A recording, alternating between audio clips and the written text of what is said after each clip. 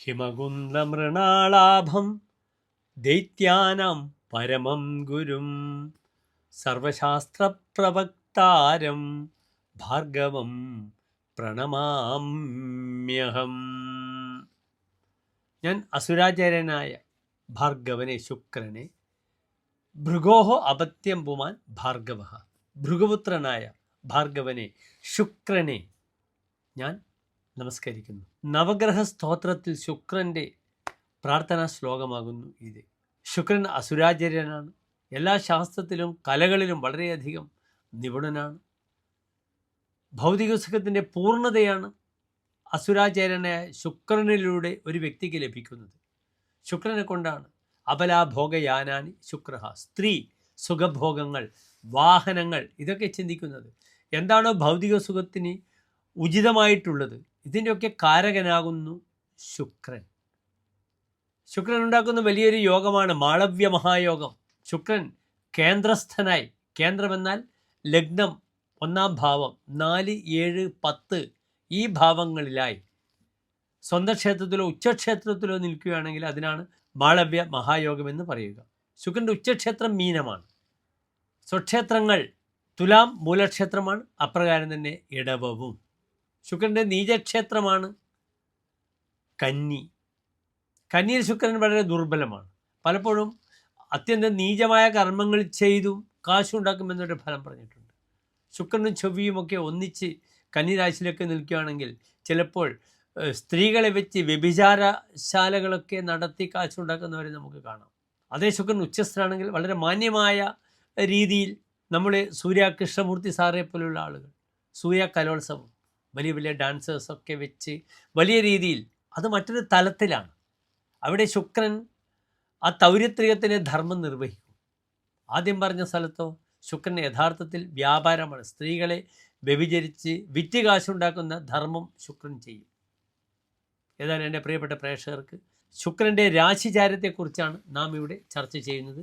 ശുക്രൻ മകരൻ രാശിയിലേക്ക് പ്രവേശിച്ചിരിക്കുന്നു.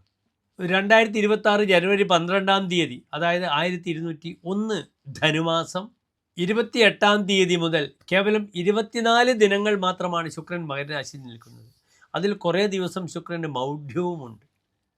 കാരണം ശുക്രൻ സൂര്യനോടുകൂടി ഒന്നിച്ച് നിൽക്കുമ്പോൾ ആ മൗഢ്യത്തിന് പ്രസക്തിയില്ല. ഇവിടെ ശുക്രൻ സൂര്യനിൽ നിന്ന് മാറി അങ്ങോട്ട് നിൽക്കുകയാണ്. പക്ഷേ സൂര്യനും മകരൻ രാശിയിലേക്ക് പ്രവേശിക്കുകയാണ് 14-ാം തീയതി മുതൽ. 14-ാം തീയതി മുതൽ ഒരേ രാശിയിൽ വരും. അപ്പോൾ ആ മൗഢ്യത്തിൻ്റെ പ്രസക്തി കുറയും. അതിനാൽ 14-ാം തീയതി ഉച്ചയ്ക്ക് 2:15 മുതലുള്ള സമയം സൂര്യൻ മകരത്തിലേക്ക് സംക്രമിക്കുകയാണ്, ഉത്തരായനം ആരംഭിക്കുകയാണ്.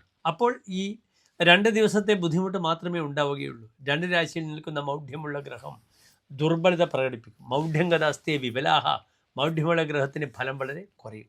ഏതായാലും പ്രിയപ്പെട്ട പ്രേക്ഷകർ ശ്രദ്ധിക്കുക, നാം ഇവിടെ ചർച്ച ചെയ്യുന്നു മേടം മുതൽ മീനം വരെയുള്ള 12 രാശിക്കാരുടെയും ശുക്രൻ്റെ ഈ രാശിചാരത്തിലുള്ള സ്വഭാവങ്ങൾ എപ്രകാരം ഒരു വ്യക്തിക്ക് ശുഭാശുഭ യോഗങ്ങളെ, ശുഭാനുകൂല്യങ്ങളെ അഥവാ പ്രാതികൂല്യങ്ങൾ എപ്രകാരം സംഭവിക്കും, എപ്രകാരം ശുക്രൻ ചെയ്യുമെന്നാണ് നാം ചിന്തിക്കുന്നത്.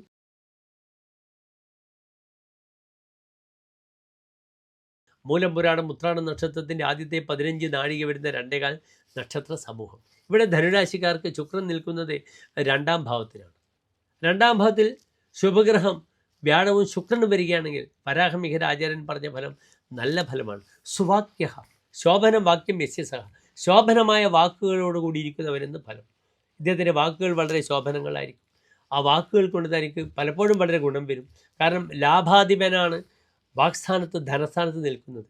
വാക്കിലൂടെ ലാഭമുണ്ടാകും എന്ന് ചുരുക്കം. അതിനാൽ അധ്യാപകർക്ക്, എഴുത്തുകാർക്ക്, വലിയ രചയിതാക്കൾക്ക്, സംസാരിക്കുന്നവർക്ക് തങ്ങളുടെ മതം, തങ്ങളുടെ വിശ്വാസം, ധർമ്മം, പലപ്പോഴും മുസ്ലിം സഹോദരങ്ങൾക്ക്, പള്ളിയിൽ പോകുന്നവർക്ക് വയത് വായിച്ച് കാശുണ്ടാക്കാം. ക്രിസ്ത്യൻകാർക്ക് പള്ളിയിൽ പോയി അല്ലെങ്കിൽ വിദേശത്ത് പ്രഭാഷണത്തിൽ പങ്കെടുക്കാം. നമ്മുടെ സ്വാമിജിമാർക്ക് പോലും വളരെയധികം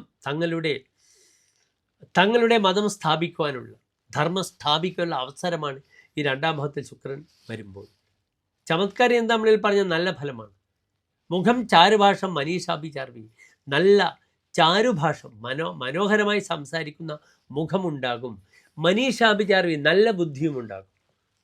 സുഖം ചാരുചാരുണി വാസാംസിതസ്യ, തനിക്ക് നല്ല വസ്ത്രങ്ങൾ ലഭിക്കും. മനോഹരമായ വസ്ത്രങ്ങളുടെ സുഖം ലഭിക്കും. കുടുംബസ്ഥിത പൂർവ്വദേവസ്യ പൂജ്യ. അസുരപജ്ഞൻ രണ്ടാം ഭാവത്തിൽ നിൽക്കുമ്പോൾ നല്ല ഫലങ്ങൾ പറഞ്ഞിരിക്കുന്നു.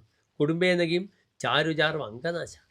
ഈ ചാരു മനോഹരമായ ശരീരത്തിന് നാശമില്ലാതെ നോക്കണമെന്നാണ്. പലപ്പോഴും അഷ്ടമത്തിലേക്ക് ശുക്രൻ നോക്കുമ്പോൾ പലപ്പോഴും ഷുഗർ പേഷ്യൻസൊക്കെ വളരെ ശ്രദ്ധിക്കണം.